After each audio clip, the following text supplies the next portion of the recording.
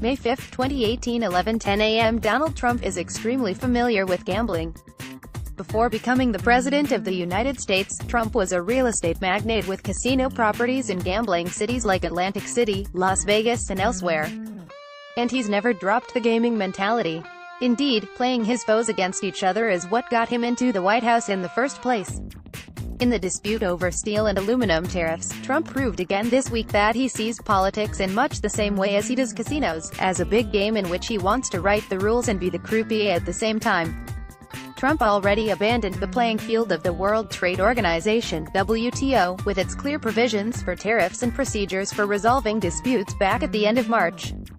At the time, he threatened the European Union and other trading partners with high tariffs on steel and aluminum if they didn't voluntarily reduce their exports to the U.S.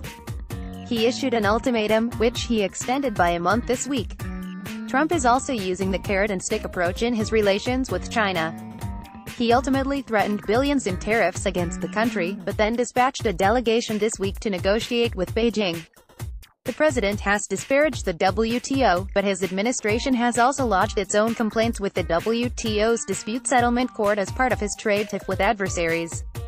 As erratic as all that may seem, it would be inaccurate to view Trump's activities as irrational.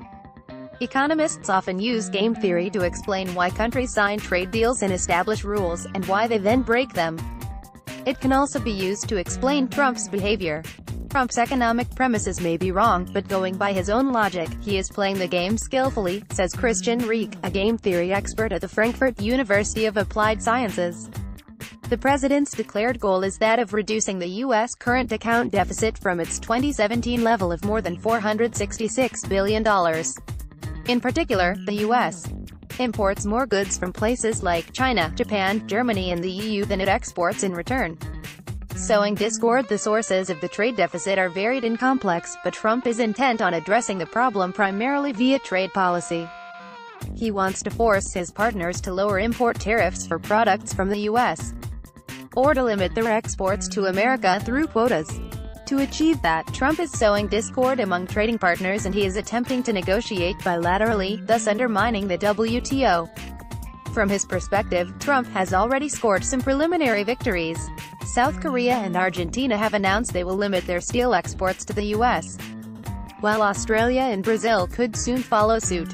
For its part, the EU is divided over how it should proceed with Trump, with Germany and France, in particular, proving difficult.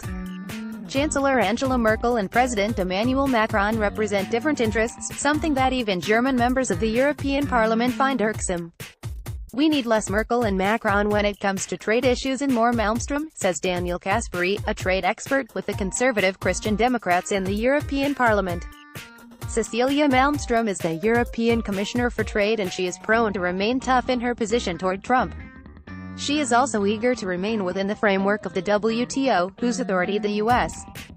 president has directly questioned. This development isn't without irony.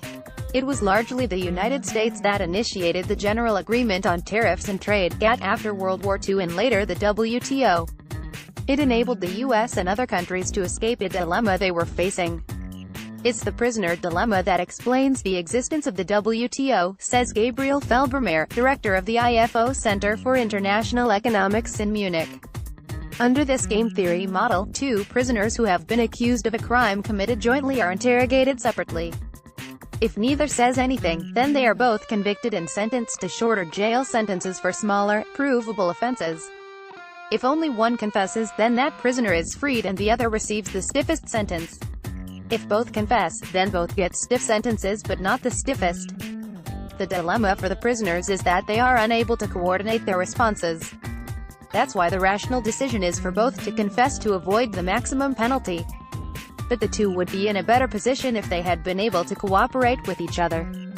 It may also be just as rational for two countries to protect their own economies through tariffs, but if both of those countries make the same decision, then both will fare worse economically than they would have if they had cooperated in ways that could have benefited both. The economic dominance of the U.S. in the post-war era can explain why it made sense for the U.S. and most trading partners to support the rules-based GATT system and later the creation of the WTO, says Robert Steiger, an economist at Dartmouth College in New Hampshire. Researchers have shown that smaller countries can often improve their position in relation to larger trading partners by imposing unilateral import tariffs rather than negotiating an agreement with the larger partner.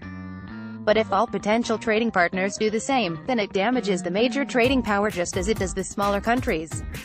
So, the Americans agreed to a multilateral agreement with rules that place both weaker and stronger countries on equal footing in terms of trade policy. A changed playing field, but both the playing field and the participants have changed since the founding of the WTO in 1995. Europe has gained economic power, and China's ascent to become a global power accelerated after it became a WTO member in 2001. At the moment when America lost its hegemonic position, support for the WTO began to erode, Steiger explains. Trump is now openly attacking the organization. He's trying to convince himself and voters that WTO rules are the reason for the high trade deficit the U.S. has with the rest of the world. At the same time, political policy can only exert limited influence on this phenomenon. Generally, surpluses and deficits are the product of decisions freely made by consumers and investors. Nobody is forcing Americans to buy cars from Mercedes, Audi or BMW rather than those made by General Motors. One contributing factor to Germany's export surplus is the German propensity to save their money. Those savings are often invested in the U.S. and act like loans that are then used by the Americans to finance their demand for German products. Trump himself is also partly responsible for causing the U.S. trade deficit to grow again recently. After providing American taxpayers with a multi-billion-dollar, debt-financed tax rebate, he shouldn't be surprised that imports as well as American demand for foreign products increases. Trump's game of chicken, but Trump believes he can lower the deficit by instigating a trade war. So, he's building up pressure against the trade partners he feels are fleecing him, says Reek, the game theory expert. He says the back and forth on the steel ultimatum has all the hallmarks of a game of chicken. If neither side relents, then it is possible that both cars will be totaled. In the steel tariffs dispute, to some extent Trump stepped on the gas, but with the extension of the ultimatum, he is applying the brakes, at least for now, says Reek. This, he says, has made Trump's threat less credible and it has weakened his negotiating position. Meanwhile, the other player in this game of chicken is divided over whether it should hit the brakes and yield to Trump or not. Even if Europeans make an honest effort to demonstrate unity against Trump, the cracks in the facade are visible, especially the differences between France and Germany. The German government has signaled a willingness to accommodate the U.S. by expressing a readiness to talk about the level of the import tariffs on American cars that Trump is lamenting, but the French are not. The reason for the difference is that the automobile industry, and particularly the U.S. automobile market, is of significantly less importance to France than it is for Germany. The French government also fears a comprehensive restructuring of the trade relationship between the EU and the U.S. Germany, on the other hand, supports reintroducing a stripped-down version of the Transatlantic Trade and Investment Partnership (TTIP), the failed free trade agreement between the EU and the U.S. Why? Because whereas Germany has a trade surplus with the U.S. of 50 billion euros, American trade with France is more balanced. In addition, a review of rules affecting the agricultural sector would also be part of a new trade deal between the U.S. and the EU. In the last deal, the French succeeded in closing off their agricultural sector from strong competition. Finally, France wouldn't be much affected by the steel tariffs threatened by the U.S. because in contrast to Germany, there are very few steel plants left in France. Brussels prepares for trade war ultimately, though, neither Merkel nor Macron is sitting in the driver's seat on this issue. EU Commissioner Malmström is responsible for trade in the European single market. And despite the new deadline, she is preparing for a trade war with the Americans. The unadorned room in the European Parliament, where the monitoring group USA of the International Trade Committee meets, has become a kind of war room. Here, members of Parliament hunch over the fine print of lists of possible countermeasures that could be taken by the EU if Trump really does act. The EU's weapons are already known. They range from tariffs on bourbon and go all the way up to Harley-Davidson. There wasn't any palpable relief on Wednesday when parliamentarians discussed the latest reprieve from Washington with Malmström's staff. Instead, there was broad consensus for standing up to Trump's blackmail attempt. For the very reason that it is aimed at undermining WTO rules alone, we cannot yield to Trump's pressure, says Bernd Lange, the chair of the International Trade Committee in the European Parliament. On Wednesday, European Commission President Jean-Claude Juncker said virtually the same thing.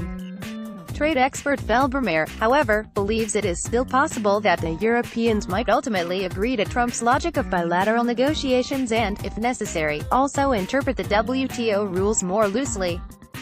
For one, they fear the higher costs associated with a trade war in the short run. For another, the costs of an undermined WTO would only become visible down the road. And thirdly, the WTO and its courts would not work anyway without the support of the US, he says. The fact that the Europeans may not be able to protect their interests by relying on WTO arbitration could influence the course they choose to take. Trump is currently blocking the appointment of judges to the WTO's crucial appellate body. 3 of 7 seats are already unfilled and 2 further judges will depart by the end of 2019.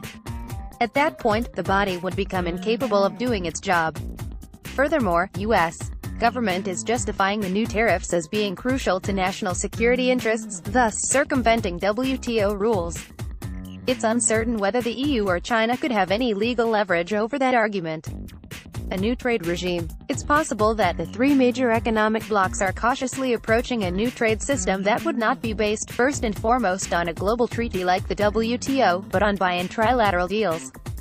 One could see it as a game in which players punish another player's violation of the rules by also deviating from the rules in the next round. New tariffs would be answered with counter-tariffs. It's a game that could lead to many new balanced situations, also to one in which all the partners realize the best possible situation, meaning cooperative equilibrium, Felbermayr explains. Such a thing is possible, he says, even without a coordinating forum like the WTO. But the tit-for-tat game that the trade powers may now be playing could also go awry. If, for example, one player doesn't care if it gets punished in the distant future. The good equilibrium will not be achieved with populists who adhere to a devil-may-care philosophy, says Felbermayr. From the sounds of things, though, such a game can't end well with a gambler like Trump.